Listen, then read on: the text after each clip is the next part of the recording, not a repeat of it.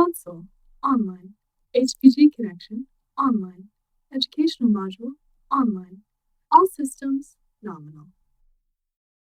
Welcome, everybody, to the first episode of On the Origin of Battlemechs. This is a podcast we are doing talking about Battlemechs in chronological order of their release in the BattleTech universe. My name is Brent Stewart McKee, and my co-host here is... I'm Joshua. This is episode 0, and what we're going to do is basically just to introduce who we are and go over some terms that you may not be super familiar with. You might have heard things that aren't super apparent. You know what a mech is, but you don't know all this other terminology. So it's a good way to get your foot in the door. We have a list here, but before we get to that, like I said, my name is Brent. Went to school at Camosun College, and I have a diploma as a mechanical engineering technologist. I also took a machinist career prep high school I went to, so that's my educational background on this sort of stuff. Have loved BattleTech since I was, I think, 14. Read all the novels, read a bunch of the source books. I'm only now getting into playing the tabletop, as unfortunately back in my hometown I wasn't able to find anybody to play with IRL. Never got a chance to cut my teeth on that one, but great programs floating around like MegaMech and lots of great communities popping up. I'm sure if you want to find someone online to play with, you'll be able to. Why don't you give them the lowdown about yourself? Yeah, my name's Joshua. I spent 4 years in the Marine Corps Infantry using explosives and training on small rocket launchers. So if you're familiar with any of the novels that have infantry dudes running around with SRMs, that's what I did in real life. After that, I went to college for mechanical engineering, but I dropped out of that to go to a gunsmithing school and got a degree as a gunsmith. My background is pretty intertwined with firearms and weaponry of all kinds, which is probably why Brent asked me to take the autocannons portion of our list. Cue air horn sound effect for great segue. So let's just take her from the top. Autocannons. You're probably familiar with cannons on tanks and battleships and that kind of thing. The autocannon is essentially a machine gun version of a cannon. The big reason it's not a machine gun is it fires an explosive round rather than a simple lead bullet. We actually have autocannons in modern technology. Sometimes they're called chain guns.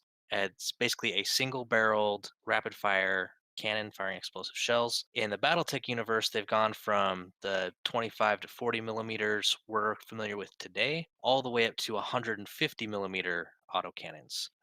Some of them in the BattleTech universe use giant cassettes. Think kind of a M1 Garand or a stripper clip on an old bolt-action rifle that the ammunition is fed down into the chamber as the receiver cycles. The other main version is most likely a revolver autocannon. The revolver autocannon is a single barrel, and then it has a cylinder, much like an old Western revolver, which cycle through that revolver and then stop, reload each of the cylinders, and then it's ready to fire again. Next up on the list is actuator. An actuator, probably heard the word. Yeah, this is something I've always wondered about in real life, because you hear about actuators on this new robot or that new robot or in BattleTech, and I always think of something weird and high tech, and I don't know what an actuator actually is. In the most simplest, stripped down terms, an actuator is a point of articulation, an axis at which you can put motion. So is a hinge an actuator? Technically, yes. The hinge isn't an actuator in and of itself. It requires the quote-unquote muscle to do the work. So like a hinge on one of the self-closing doors that you have in a grocery store or a shopping mall or something like that, for fire safety, like it always shuts itself. That would be an actuator. A hinge and some sort of motive force to open or close that hinge. Yeah, like a point of articulation and a force to act upon it in the most stripped down basic terms. Knee actuator is going to be different than your ankle actuator because they're going to work on different axes. Your knee on your human body, because this is a good example, because battlemechs are designed after human bodies because humans ultimately are not super creative. It has one range of motion. You go forward and backward, and Whereas like your ankle, you can go forward, back, left, and right, and that's because it's like more of a ball socket. You have all the muscles going around it, so you have the two axes of rotation allowing movement in 3 dimensions.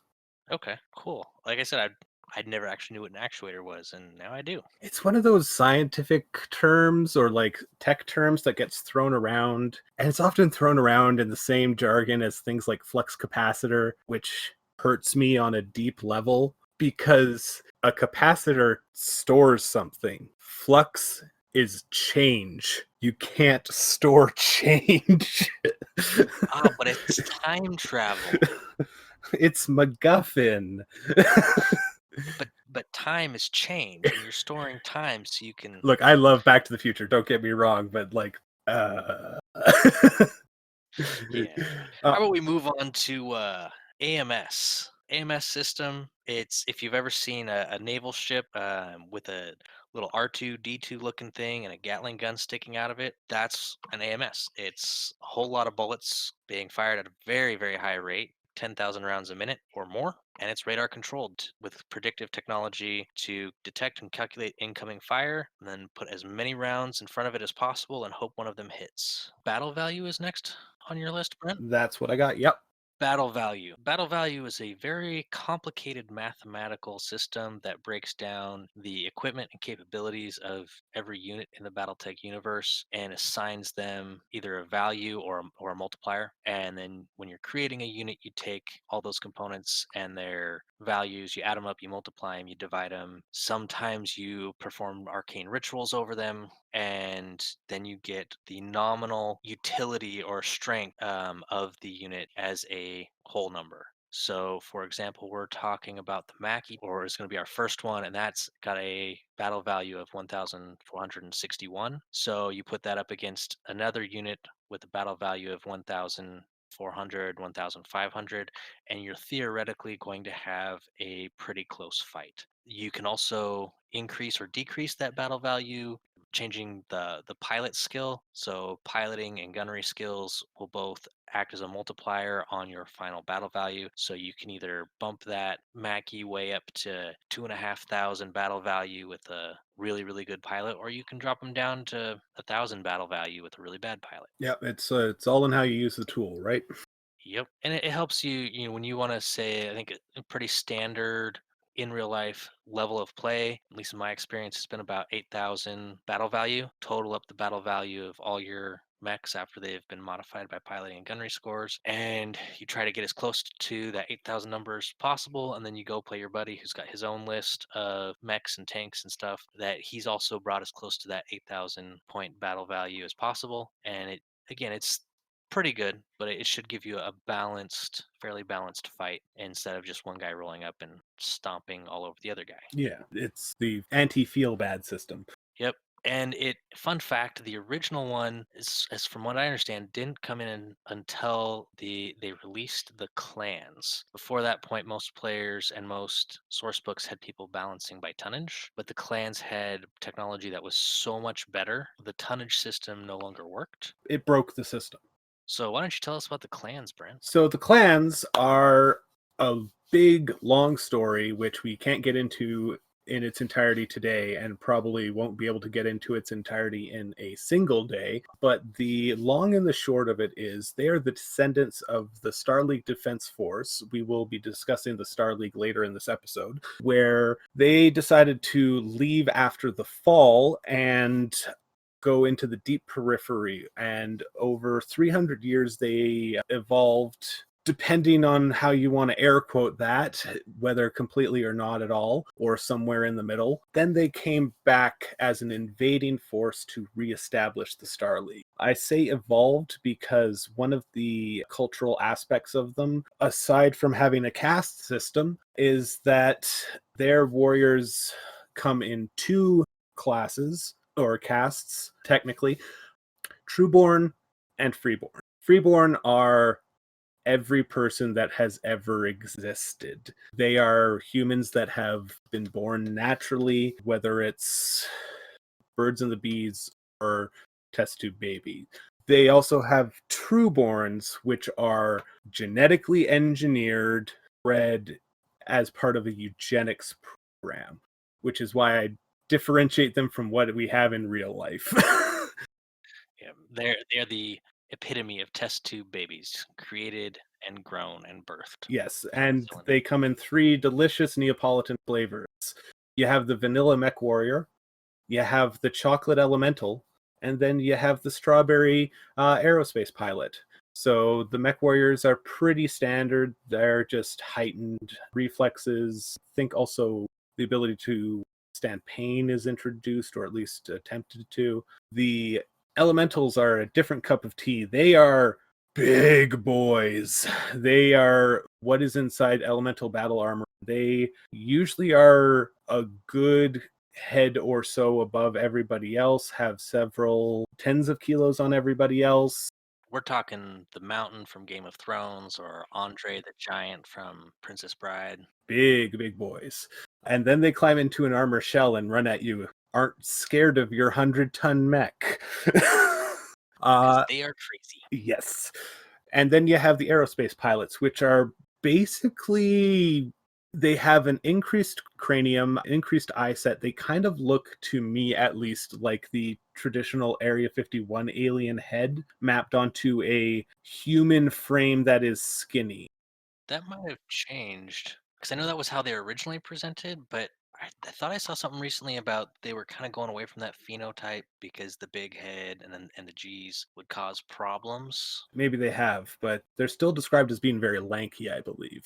Yeah. The whole idea is you take people who excel at a particular thing, you take the guys who excel at being a pilot or excel at withstanding G forces, and you take their genes and you combine them with someone else's genes that are equally good at that, and you create theoretically a better version, kind of like breeding greyhounds. Exactly like breeding greyhounds, but they also speed that up because their society is structured with warrior mentality, with combat being the epitome, and they also kind of artificially shorten the life cycle in that the social standard is if you make it to an old age as a warrior, you're a failure, even if you have a blood name. Like, you are supposed to die in glory.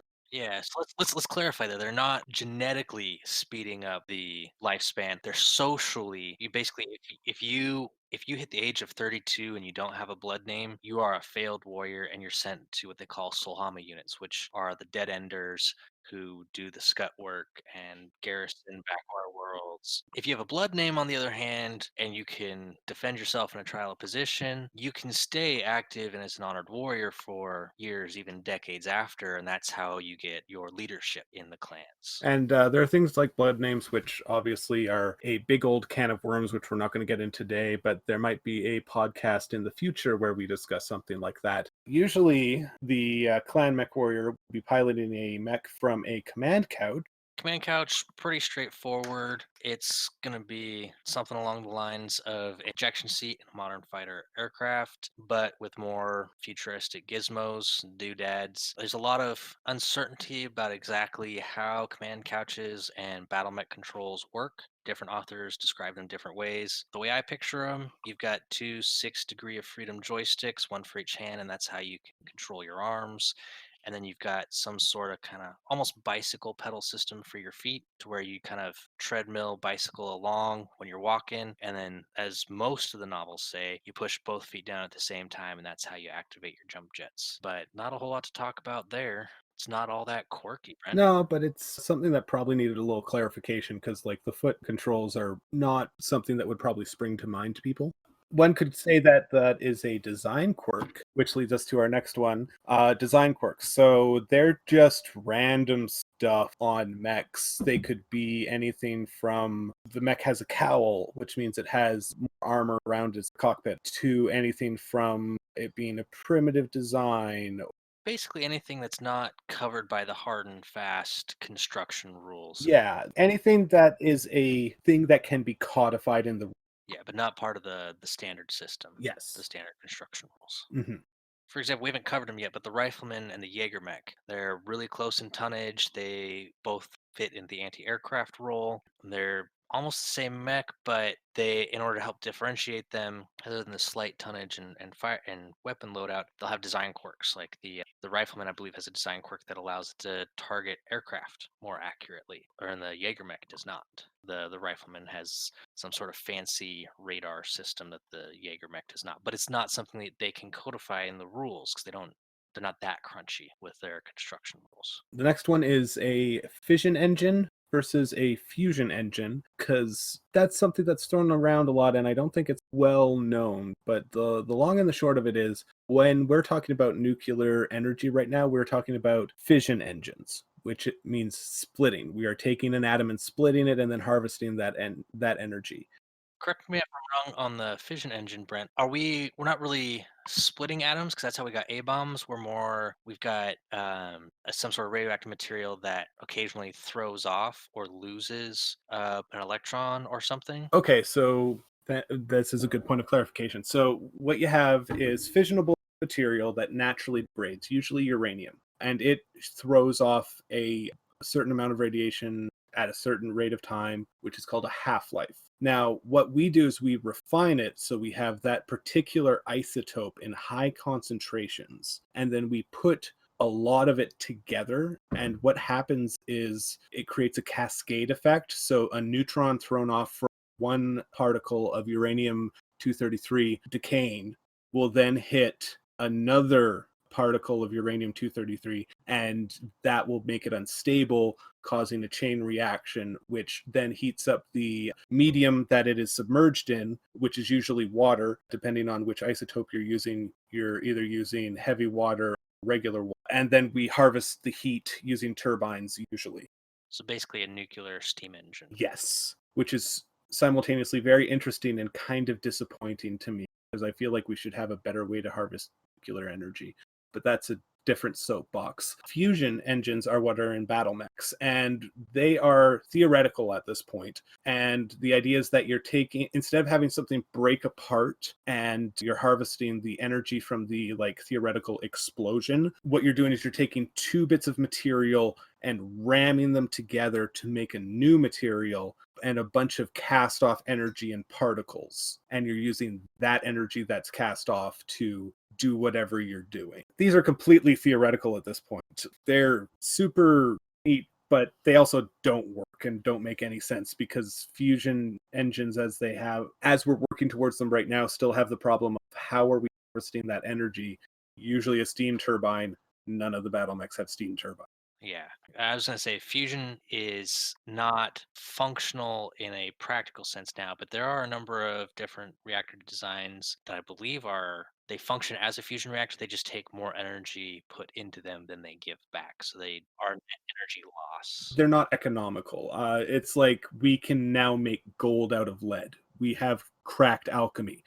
It just costs a couple $1 billion and the Large Hadron Collider to do it for a couple atoms. Not there yet, but we are getting closer. Every couple months, I see somebody post something on BattleTech International about a new breakthrough or a new type of fusion engine that's getting us closer to that cold fusion dream. Oh yeah. So the next one on the list is Gauss rifle, and these exist. They are basically, what you're taking is a magnetic slug, and you're putting it in a magnetic field that either moves, or the slug actually is the connector in the circuit. So as it moves the field with it. Using the magnetic field, it propels slug out and into whatever you're shooting at. It's really neat. It uses a whole lot of energy, and it dumps a whole lot of energy because you're not technically using it.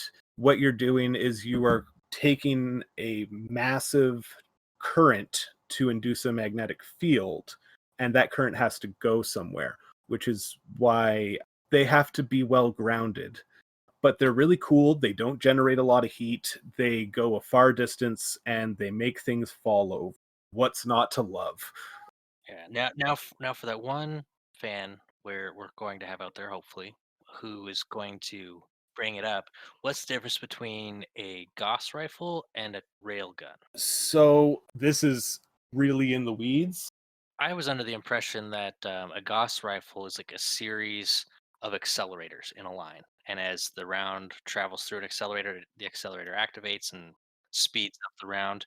Whereas a railgun was kind of more like a I don't know, like a slingshot almost, where it's one continuous Yes. acceleration over the length of the entire. Yeah, so the difference there, and that entirely could be codified. I'm not sure. Think the railgun would be like a coil of wire going all the way around the barrel, which creates just a constant magnetic field, similar to a water slide jet, like at a water park. And so you go in one end and you get accelerated out the. Where if the terminology you are using is correct, the Gauss rifle, what happens is you have basically two rails on either side, and the current flows up one rail through the projectile and then back down, and that induces the magnetic field around it, and it moves forward kind of like a cushion of air, or like the accelerant a shot firearm going off. But instead of being a expulsion of hot gases, it's the magnetic field pushing against the magnetic field of the projectile.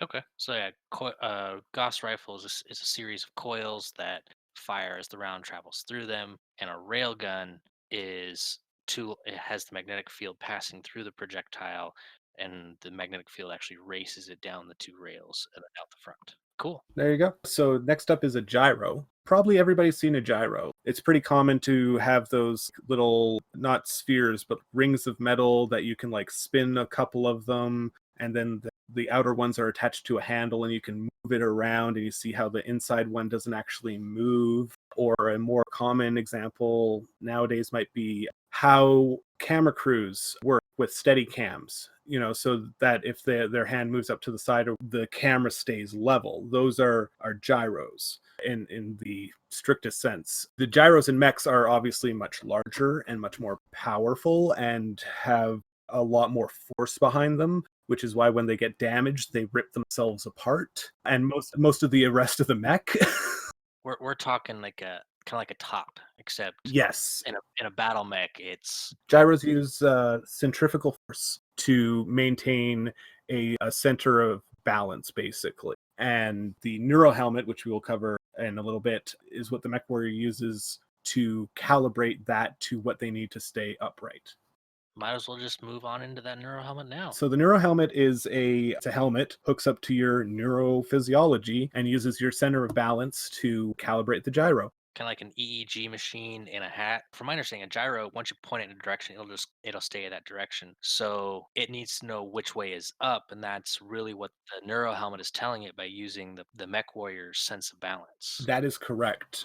So a fun little tidbit that we found out in the proliferation cycle is that the original research and development of the neurohelmet had a different loop function, which basically meant the feedback you would get caused a side effect, which caused pretty heavy unwarranted aggression.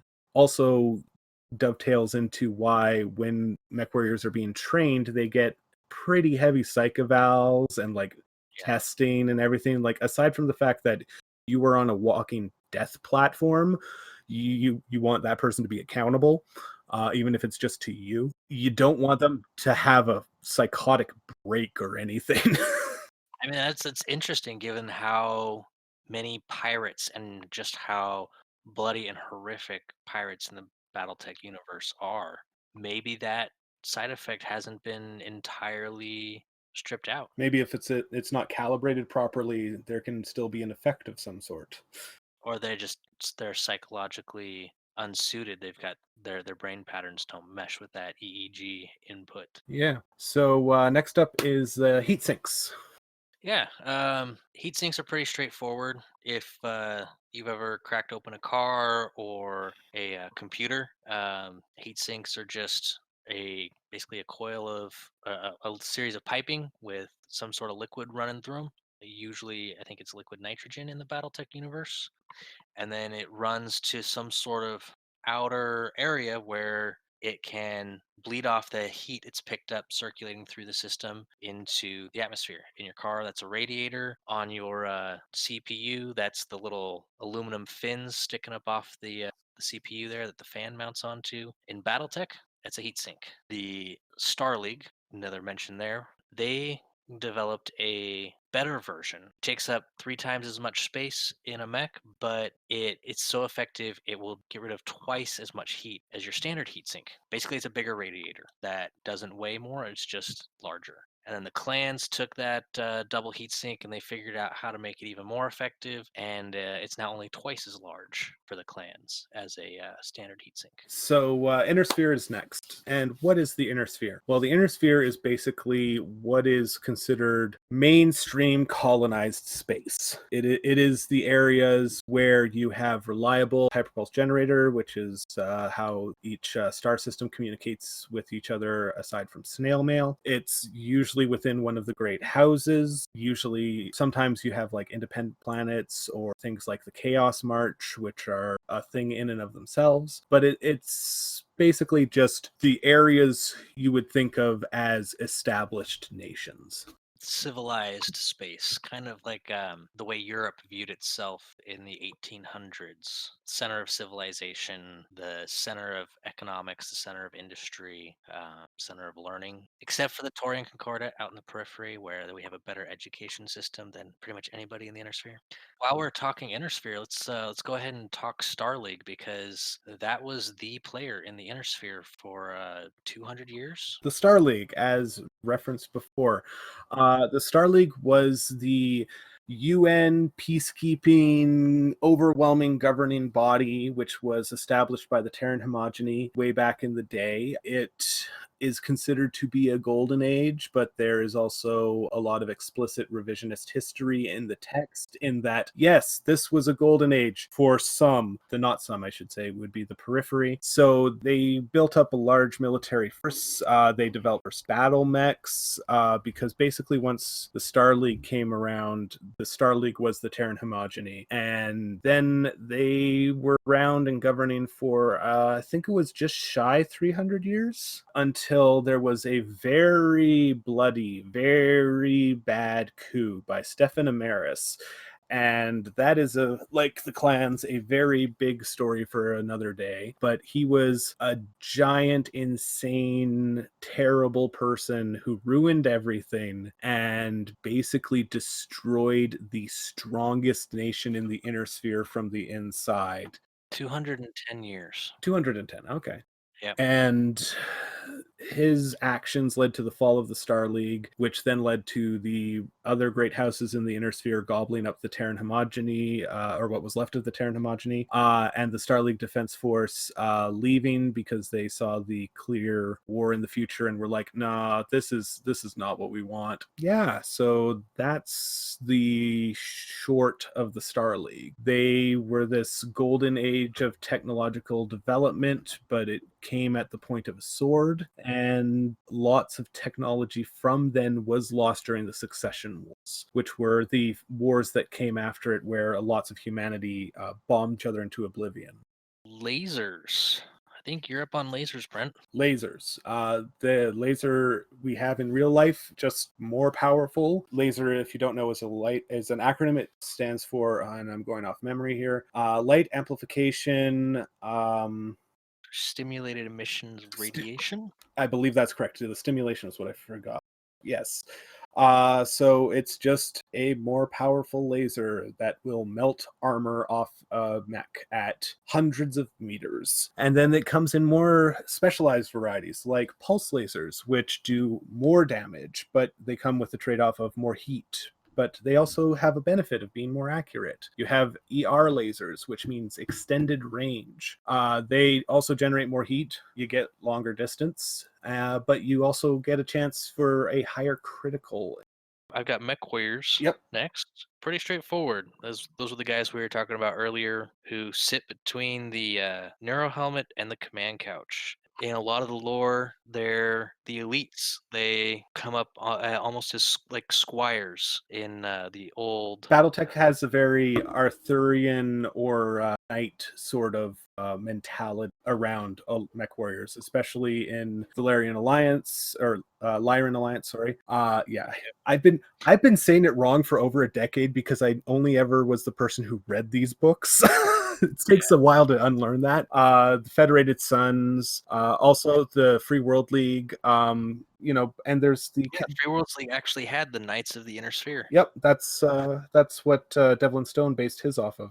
Yep, and we see that kind of Arthurian knight, squire training into a young mech warrior, training into a more experienced knight, up through until about the Fourth Succession War, when we see the Federated Sons start to take a different approach to mech warriors, and instead of this noble class of people, because throughout the succession wars, mech warriors often were nobility. They were the only ones who were wealthy enough to maintain and upkeep these massive and expensive war machines. Well, a suit of armor and a battle mech have a pretty clear analogy or connection there. That's not to say that there isn't something in the Combine, because I mean they have the samurai culture to fall back on, and you know what? I'm trying to remember if there is a direct name for what the Capellans would consider, but there's They definitely have the warrior houses. that's what it is. Yes, the warrior houses. It really depends. If you are really into that Arthurian legend and stuff, taking the Succession Wars or the Knights of the Inner Sphere, those are your times when you're going to have your knights. The time between the Fourth Succession War and the Dark Ages, you kind of lose that flavor, and they become more mech warriors, are more like fighter pilots today. But I mean, that also came with the change in mentality of what a battle mech was, given the scarcity of technology. So Missiles, yeah. Missiles are a mainstay of the BattleTech universe. It's not too different than what we're used to today. Biggest difference would be today I carried a single missile launcher, rocket launcher when I was in the Marine Corps, and would generally fire it by itself. Tank missiles like the tow missile is usually mounted in a single or sometimes a twin missile module, like on the outside of a M2 Bradley. In the BattleTech universe, they're mounting them in much larger quantities and with some sort of auto loading system. And they come in three main categories: short range, medium range, and long range. Pretty straightforward. Short range missiles have a 9 hex range. In the tabletop game, MRMs are 15 hexes, I believe, and LRMs are 21 hexes. And the SRMs are much bigger, so they come in smaller groups. They get the SRM-2 fires 2 missiles, the SRM-4 fires 4 missiles, the SRM-6 fires 6. MRM is a smaller missile with more propellant, so it's got a MRM 10, 20, 30, and 40. And then the LRM is basically the same missile as an MRM, but it has even more propellant and not quite as much warhead, although in game terms, they're still 1 point a missile. they can also do indirect fire. Yes, they can do indirect fire. That's what it is. They have more guidance systems. So they can do indirect fire. And those come in 5, 10, 15, and 20. And then on top of that, there's some later missile variants. The clans come up with what they call the Advanced Tactical Missile, and it kind of rolls SRMs and LRMs into a single package with a third missile type that's really close range and does more damage. The Inner Sphere responded with what they called the multi-missile launcher, and that was literally just a missile launcher that could shoot LRMs or shoot SRMs. You just toggle between them with the flick of a switch, which I love them. They're great. It's basically an LRM, and then for an extra ton, you get an SRM launcher with the same number of tubes as your LRM. They're great. Great bit of tech. There's also one other, which is the Thunderbolt. Yeah, so an LRM 15, it's 15 missiles. You figure out how many missiles hit. With a Thunderbolt, it's one honking missile. And if it hits, you do all 15 points of damage instead of figuring out how many missiles hit. Yeah, thank you, Brent. I forgot about the Thunderbolt LRM. Yeah, it doesn't come up as much as you would think it does. All right, so next up is myomer muscles. And these are basically the muscles in the mech. They're just like human muscles, and that's what they're modeled after. And in fact, they have been used in prosthetics for people. They are kind of like a honeycomb of a biological component that is crystallized, and then once it's exposed to a large electric current, it will contract, just like our muscles do. So they don't provide force outwards. They provide force in just like human muscle. So yeah, they can only contract. So I mean, how does that work with the arm, with the human arm? You've got So if you look at your wrist, you can move your wrist up and down. You have muscles on the top that contract to move it up, and you have muscles on the bottom that contract to move it back down. So it's all about placement of the bundles. yeah, and if you're making a pushing motion with your arm, your chest muscles are actually pulling your upper arm towards the center of your body, while your triceps are pulling your forearm away from your body. And it's that combination of opposing forces that create the push motion. Yes. And so how they work is basically a very, very loose interpretation of the piezoelectric effect, which is a real thing. What it is you have a metal or a crystal, and when you apply a large pressure to it or a large current to it, it will either induce a electrical charge or expand or contract depending on. So if you apply a force, it'll induce a current. If you apply a charge, it will expand or contract. Usually expand. I think very, very few contract, depending on things. That's how you get like super precise scales for shipping containers and balancing things.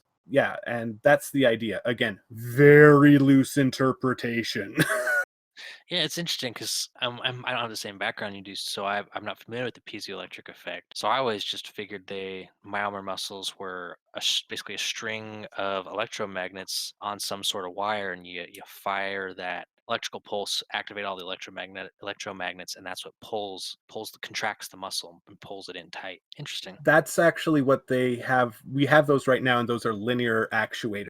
But because of the stresses that would happen to a battle mech, because you're not going to be on solid ground, you're going to be taking fire, all that kind of stuff. It's their way that technology would not work and would be incredibly susceptible to torque damage. Interesting. Periphery is up next. Tell us about your homeland. The periphery. So we talked about the inner sphere earlier and the Star League.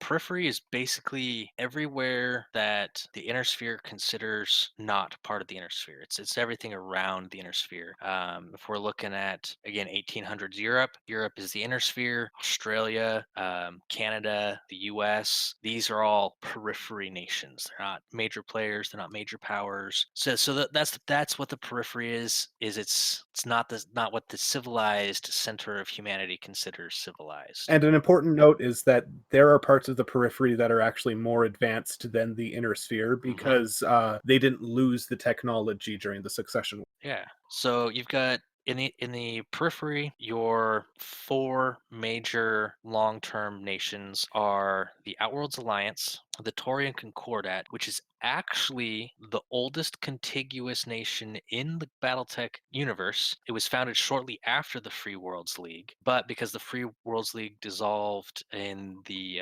3070s, 3080s, and then was reconstituted later, the Taurian Concordat is the longest continuous nation in the BattleTech universe. Point of pride. It's my favorite faction in the game. Very libertarian, Age of Enlightenment. Thomas Jefferson, Ben Franklin.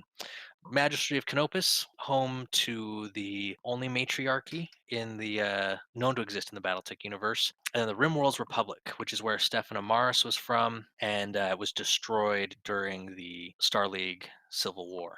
Later on, you get the Marian Hegemony, which they were a pirate nation that has kind of banded together and gained a level of recognition from the other states, and they model themselves on ancient Rome. Their infantry units are 100-man strong centuries. Their main battle tank is the Testudo. Also, it has a artillery missile launcher on top. It's really cool. You've got the Filtvelt Coalition, and there's one more semi-major one, and I can't think of their name right now. But they're later, and they are really a minor power, even for the periphery. If you've played the HBS BattleTech campaign, the Oregon Coalition is a periphery nation on the border of the Taurian Concordat. Yeah, that they're like the new kids on the block because they have been written into existence recently. Yeah, and it's interesting because there's the Filtvelt Coalition is down there in later fiction, or just on the other side of them by the magistracy. PPCs. So PPCs are a particle projection cannon. They fire a whole bunch of ions out of a barrel long distance at whatever they're targeting. So the target takes physical damage as well as heat or electrical damage, depending on the rule set, and they generate a lot of heat, just a lot of heat, but they can reach out, punch someone real hard, real far. So that's why they're popular. Yep, they're very good. They're also the iconic weapon of the Draconis Combine. Autocannons are the iconic weapon of the Federated Suns. LRMs are the iconic weapon of the Free Worlds League. Capellans are too poor to have an iconic weapon, and the Lyrans just use atlases, so they don't care. No, that is their classic. It's in their scout lance. Yes. Primitives. Basically, as technology matures, you get to a threshold where it becomes standardized, right? Like computers. I've built a lot of PCs over the years, and it used to be you had to really check your form factors. Otherwise, you would get a motherboard that wouldn't fit in your case, or you'd get a fan that wouldn't go on your CPU. You had to really watch your form factors because they weren't standardized, and there were 10 different competing form factors. Nowadays, it's all ATX form factor. Same thing happened in the BattleTech universe with military hardware. You had these new battle mechs, PPCs, lasers. They were experimental. They were just coming on the scene. They hadn't been refined yet. And until they hit that refined, kind of standardized, mass-produced level, they are considered primitive tech. Before the Star League and the standardization of technology, primitive tech is called primitive tech. Afterwards, anytime it crops up, like during the Jihad, it's known as retro tech because you're going back to that previous standard. And I think that wraps up our list, Brent. Yeah, I think that covers it all. Did a little jumping around, but that's all right. Thank you all for listening if you made it all the way to the end. Both kind of new at this, so any feedback you could give would be appreciated, hopefully all positive. Our contact email is on the Origin of Battlemechs at gmail.com. I'd also like to state our sources for all this stuff. Sarna, fantastic resource for the community, supported by the community. It's basically a wiki. It's great. So much information. Not a lot of game information. If you're looking for, your kind of your battle value, especially after pilot modifications, when something's available, you're going to want Master Unit List. Another great source for BattleTech. It's masterunitlist.info. And shout outs to all the great communities that are popping up all over the place. We met through WolfNet, who is another great community podcast. So shout out to those guys. And anyone else you'd like to shout out? Yeah, Anthony David Vivas over on BattleTech International. He's been doing a great job of keeping people updated on all the status updates for the BattleTech Kickstarter that's coming up on 1 year, and hopefully we'll start seeing our mechs in the next couple months. I am excited. I don't care how long it takes. I am willing to wait because they look amazing. Oh yeah, and about time. Sorry, are we PG-13? Not anymore. I am so excited that we're getting good quality plastic miniatures for BattleTech. I know there's a lot of old fans out there who just love that feel of pewter, but look, I love my classic few pewter battle mechs that I have, and like Ironwind does great work, but there's that's another shout out, ironwindmetals.com. yeah. But like there's so much variety with what we can do now, and look, I love metal's great, but there are limitations for what can be done with the tooling, and we have all this new interesting technology like 3D printing, so there's so much interesting stuff we can do, and I'm looking forward to what everybody does with it in the future, whether it be private individuals or corporations. I just am excited to see what everybody makes. I think we can only go in positive directions from here as long as we all work together. and they're all getting redesigned. So they're not just recasting some 1980s artwork. They're redesigning all the mechs, and so far they've been knocking it out of the park. As a great example, if you just want to look at two images, classic Elemental, new Elemental. Yeah. Yep. Yeah. All right. Well, I think that's going to do it for today. Thank you all for listening. And we are supported by our Patreons at patreon.com/on the Origin of Battlemechs. Our social media on Twitter is at Origin of Mechs. We also have a dedicated channel on the Everything BattleTech Discord. Feel free to stop by and say hi. If you have any questions, requests for topics, or wish to contact us, our email is ontheoriginofbattlemechs@gmail.com. If you enjoy the show, I encourage you to let your friends know about us and to leave a review. Special thanks to my friend Laura for the intro and outro. See you at the next episode. Have a great night. Peace out, MechWarriors. Module complete. System standby. Would you like to load the next module?